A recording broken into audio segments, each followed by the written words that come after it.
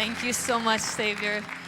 Man, it is incredible to hear stories like this and stories of things that God, that you're going to have one day, well, one day, that you have in your life to share. The Bible says we will overcome by the blood of the Lamb and the word of our testimony, and don't doubt your testimony, right? I'm so excited for what God is doing this weekend and how he's working. And before we dive even more into it, I want to let you know what's going to happen at the end. Because you're going to want to know. So at the very end, once we finish, there will be meetings that happen simultaneously in the lobby. Our 4 trips that we have next year, El Salvador, Zambia, Cambodia, and Ireland, they've got tables in the lobby. And we're going to have the opportunity at the same time to share an overview, to share details about that trip. And then if you have questions, you can feel free to ask questions then. And I just also wanted to share before we continue that if you have been blessed by anyone who's shared a story, anyone who speaks, you have the opportunity to give to them. But with Overland Missions, you must write it to a check to Overland Missions and then put the missionary's name in the memo line. And I would just love for you to pray about that opportunity to invest in them. They have come to invest in us, to help equip us, to grow in our evangelism, to grow in all the ways that God desires for us to. And so I'm so grateful that they have come today. And so now we have the opportunity to hear from our very own. I don't know why I introduced him, because he doesn't need an introduction. He's not a guest anymore. He's family. That's what he says about it. Yeah. So Pastor Mel is going to share some vision with us, and I'm excited to hear it. So thank you, sir. You're excited to hear the vision? Yeah. All right. First of all, I want to say thanks to Overland Missions for being here. We're so appreciative of you guys, appreciative of your investment in us this weekend. And before he gets off the platform, Kendall, I appreciate you. Thanks for leading worship. But also, I appreciate him taking a risk with that hat tonight. That thing's like 25 years old. It's from their last world champions. So the last time the Dallas Cowboys won. So those are hard to come by. Very rare. Sorry, I couldn't help it. So I was thinking, Steph asked me to share for a few minutes, and I promise it'll just be a few minutes. But I was thinking about kind of where we were when it came to missions when Kim and I first came to Summit, which, by the way, it was 9 years ago this weekend was our first weekend here at Summit. And before we came, we supported a number of different missionaries, but we didn't have a relationship with any of them. And we were just sending them money. That was it.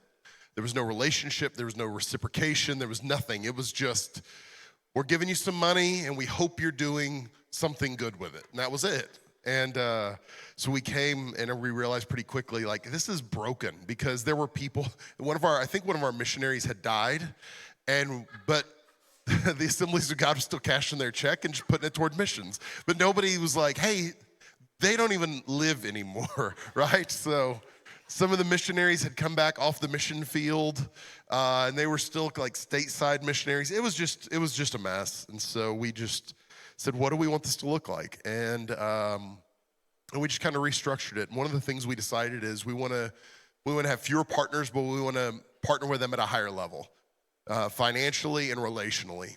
And we've had some hits and misses with that through the years. But one of the ones we're very fortunate to have connected with is Overland, for sure. And we feel like there is a deep relationship with you guys, but also a real partnership. And one of the things I love that honestly I'd forgotten about until Jesse mentioned it today, talked about going to the rural areas and kind of the areas that other people don't want to go to. And I remember after she said that, us sitting and talking when we first met, and them talking about their heart for rural places and their heart for remote places. And does that sound familiar to some of you here at Summit? Because for me, I have a heart for rural churches. I have a heart for remote churches. I have a heart for the churches that other people are leaving and towns that people are leaving, because the gospel still needs to be represented in those communities. And so there's just so much about what they do that resonates with us, and so I'm so appreciative of them. So when we came to Summit, I looked at the demographics of Indiana County, and there were about 90,000 people in Indiana County, roughly, and over half of those people said they identified as nothing religiously, no religious affiliation at all. And I just felt convicted, like, how are we going to reach all those people? And I realized we're not. We can't. We don't have the ability to reach 47,000 people. One church can't do it. So it was like, well, what if we help other churches? And what if we do what we can to make sure that number gets to 0 in Indiana County? But that's not where our job stops. At the borders of our county, as long as they're a lost person anywhere. If there's one lost person, our responsibility as believers is to go and find them. In Luke chapter 19, Jesus said the Son of Man came to seek and save those that were lost. This is like his mission statement, right? Like, this is why I came, to see lost people found. And that gives us the what, but not necessarily the why. Why? And I think about Luke chapter 15. In Luke chapter 15, Jesus tells a story. He was in trouble, as he was often with religious people, and the Pharisees were not happy with him because he was hanging out with unbelievers. He was eating meals with people that they thought were questionable, and even in today's society probably would be questionable to some degree. And Jesus tells him this story. He said, hey, there's this shepherd. He's got 99 sheep. He's got 100 sheep, and one of them has left. What does he do? Well, the good shepherd leaves the 99 and goes to find the one. Now, this doesn't make sense in our culture because we're separated from it, we're isolated from it, and so that one doesn't make as much sense to us. It doesn't make business sense, right? Like, that one is not driving value. If you lose the 99, you're in trouble. But what we don't understand is that the good shepherd knows his sheep. The shepherd has a relationship with his sheep. He can identify them. He can see them and know which sheep is which. They are not just nameless, faceless numbers of sheep. So think about it this way. If you've got kids in your home, let's say you have 4 or 5 kids, many quivers in your for your arrows, right? Like, you're very fruitful. You got 5 kids, and there's a house fire.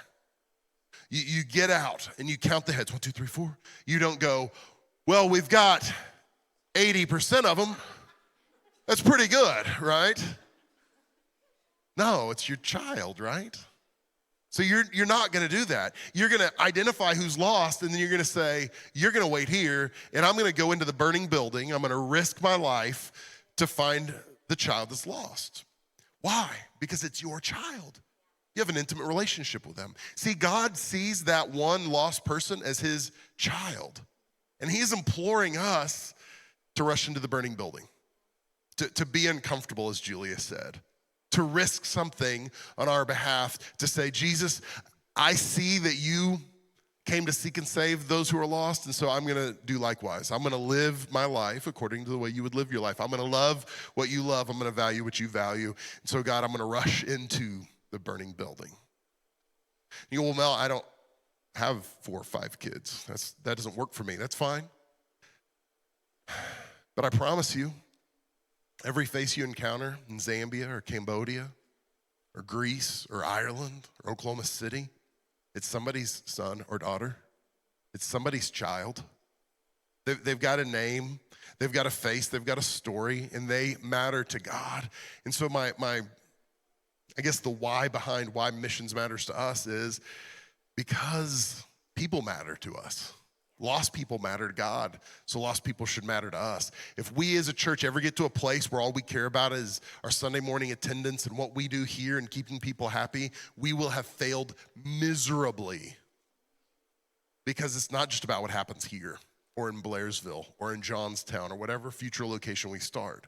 It's about what happens outside our doors. It's about how we impact our world through mobilizing our people just like you.